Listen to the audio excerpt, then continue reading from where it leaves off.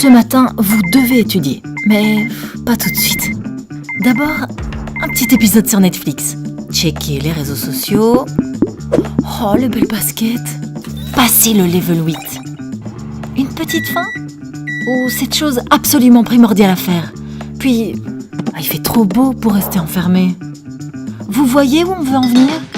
C'est la procrastination. Cette tendance à reporter une tâche qu'il n'est pourtant pas dans votre intérêt de postposer.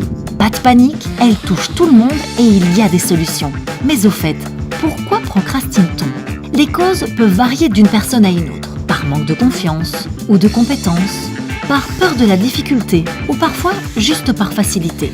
Le véritable problème avec la procrastination, c'est que c'est un cercle vicieux. Plus vous repoussez une tâche, moins il vous reste de temps pour l'accomplir, plus elle vous semblera difficile et plus vous aurez envie de la reporter. Pourtant, vous savez pertinemment que vous devez le faire. Petit à petit, le stress et l'anxiété risquent de prendre le dessus. Boule au ventre, esprit préoccupé, mauvaise nuit, sentiment de culpabilité, cela peut même aller jusqu'à la dépression.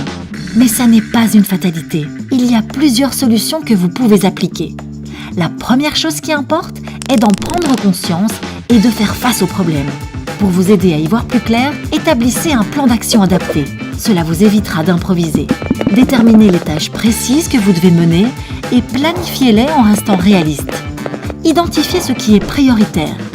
Et n'hésitez pas à diviser votre tâche en petits objectifs qui seront plus faciles à atteindre. Le plus dur, c'est souvent de s'y mettre. Alors, commencez par une tâche que vous appréciez ou avec laquelle vous êtes à l'aise. Ça vous aidera à passer aux choses plus complexes par la suite. Ensuite, il faut rester concentré. Alors, pensez à mettre de côté les distractions et éléments perturbateurs. Et puis, vous n'êtes pas seul. Parlez-en avec votre entourage. Il pourra vous soutenir et vous proposer des moments de détente hors de vos sessions consacrées à l'étude. Vous pouvez aussi trouver un binôme et vous motiver réciproquement à travailler ou encore vous rendre ensemble dans un lieu propice à l'étude, tel que les bibliothèques ou salles d'études. Après, il ne faut pas se mentir. Vous devrez fournir des efforts et passer à l'action.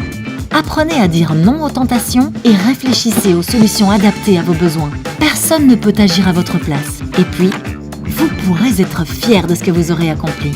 Alors, vous le débutez quand ce plan d'action? Pour plus de conseils, n'hésitez pas à prendre contact avec le service d'aide à la réussite de votre établissement.